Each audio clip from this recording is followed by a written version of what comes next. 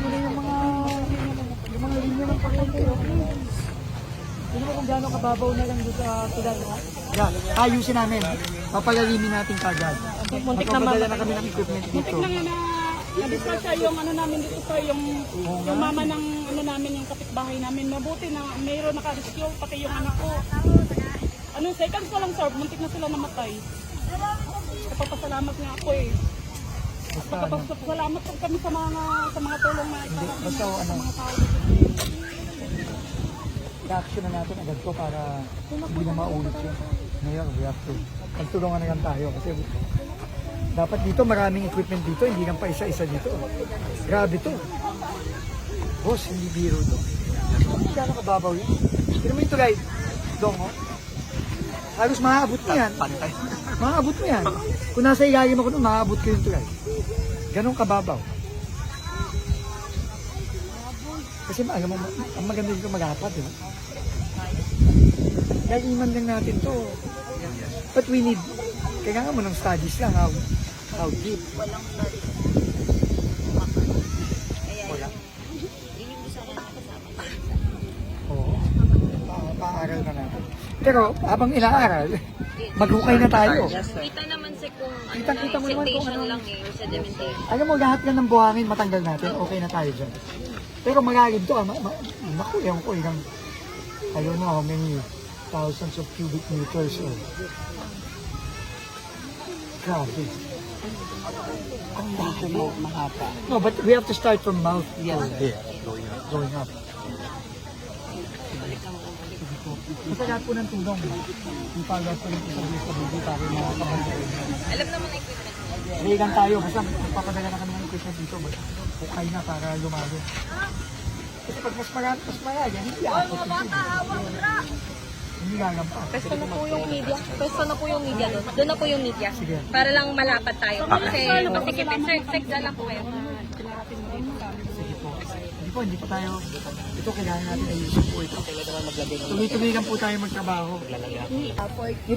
May paglilipatan ba sa kanila?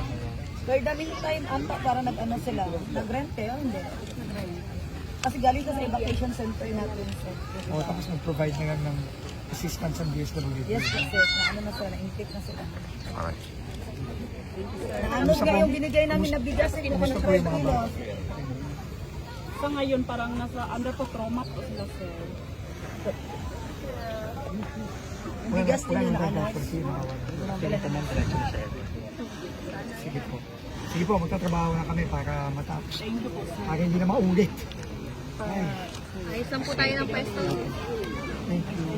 Sige po. Sek, what seems to be the problem here? Ano yung solusyon na nakikita Oo, natin? so, alam mo, galing din ako sa Davao, sa Tuloma.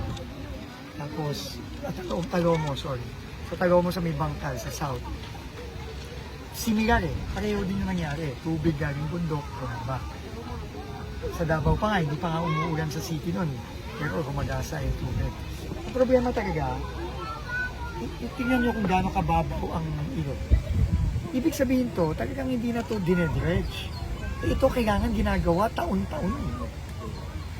Kaya halimbawa, kamukha din sa Davao, 10 years daw na hindi dinedredge yun.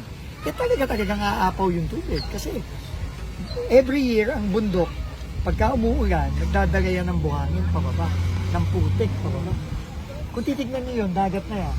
Dapat nga, hindi dapat masyado nagtatagal ang tubig dito kasi yan na yung dagat eh. Dapat mabilis na yan lumabas eh. Pero since nga mas mataas yung level nung ilog sa dagat, hindi umaano, hindi bumababa yung tubig. So kailangan talaga i-ano natin, no? I-dredge natin mula dun sa mouth ng river, pagabas, paakyat dito. Kita mo ang babaw. Kita mo yung tulay, oh. Kung nandun ka sa ilalim ng tulay na yun, maaabot mo yung tulay.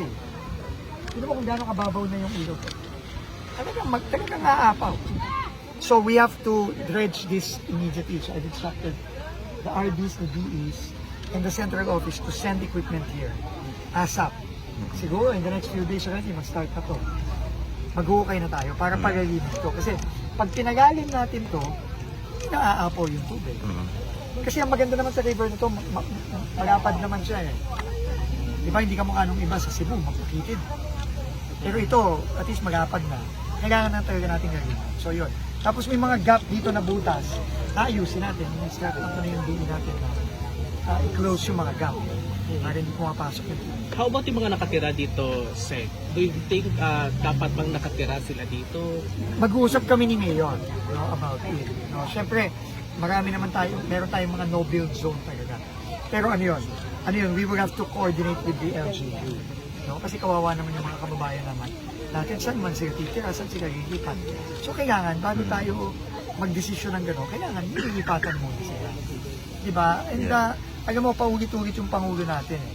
Kaya sabi niya, bumunta ako dito ngayon para i-check yung baha sa Davao tsaka dito sa Jensan. Na kailangan talaga, maalagaan natin yung mga kababayan natin na apektado dito sa, lalo na sa mga malalapit sa mga river.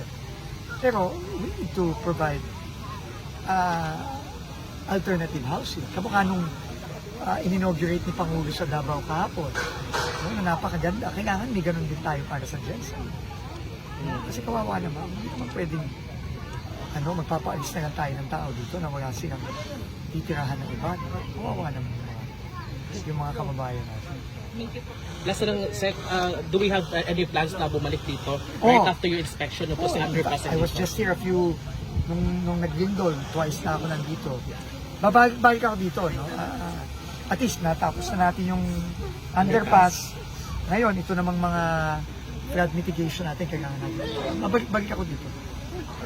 Kailangan talaga tutukan. Kaya kampante ako kay RD, kay DE, na gagawin na ng mabilis. So siguro, in the next few days, Mayor, we will have equipment already here. By tomorrow daw, tomorrow. So tomorrow, magkano na tayo. Thank you. Bukas na bukas, mag-vocal na tayo dito. Nakakatakot yung mga bata. Mayor, please. Si Mayor naman. Mayor, ano po yung maingon na to? Siyempre, una, sama sa kong giingon kagaina dito sa underpass po. So, pasalamat sa ato ang Presidente and of course sa ato ang DPWH Secretary Benz Dizon nga paspas kayo mo action ba, no? Paspas kayo mo action. So, makita gid nato nga ang iyahang kasing-kasing na agad para sa katawan, concern gid sa katawan.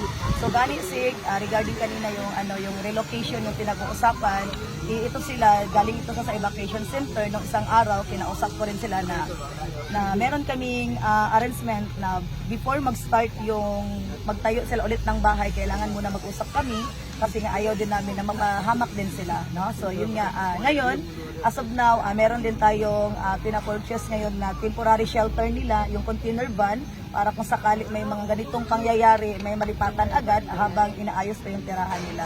And then, malaki ang ating pasasalamat, of course, kay Benz Dizon na talagang yung puso niya talagang nasa tao talaga, no? Kahit nga nasa Manila siya, pero yung iniisip niya palagi, lalo na isang gabi, nag-ulan na naman, di ba? Ang lakas na ng ulan, tumatawag na naman siya sa DPWH. So, ano nangyari sa Jensan? Kaya na yun, umikot ako, tinawagan ako ng engineer niya na yun nga, nag-alala naman sa secretary. So, syempre sa amin, talagang nakikita namin kung ano talaga ang nasa puso niya. Talagang pina-priority niya ang seguridad ng mga kababayan natin. And of course, Kap Bobby, maraming salamat din kasi nga, nung nagbaha dito, talagang nagsambaging sila kasama ang DPWH, ang city natin, at sa mga staff ni Secretary na, at siya yung mga empleyado ng LGU and empleyado ng barangay, at lahat ng mga tao dito, nakikita ko talaga, nagtutulungan lahat, no? Maraming salamat talaga sa inyo. And makasiguro kayo, ang national and local government ninyo, andito laging nakatingin sa inyo, no? Na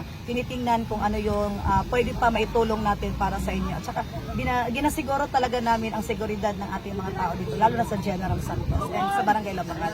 Sek, thank you talaga. So sabi ko kay Sek kasi ayaw din natin na makikita na pabalik-balik ang problema. Kaya yun, nakita niya kanina at saka natahasa na yung mga staff na para magtrabaho na. Kaya bukas daw sabi ng mga taga-DP, andito na lahat yung mga equipment natin. Thank you talaga sa inyo. Sek, thank you talaga. Itaabot din namin kay President Sek. Maraming Trabaho lang salamat. tayo. Thank you. Ay, Diyos ko. Kasi pag wala naman ulan, wala naman ulan. Ang babaw na talaga nung ano. Ayun. Ayun, yung tawas ng dredging dito.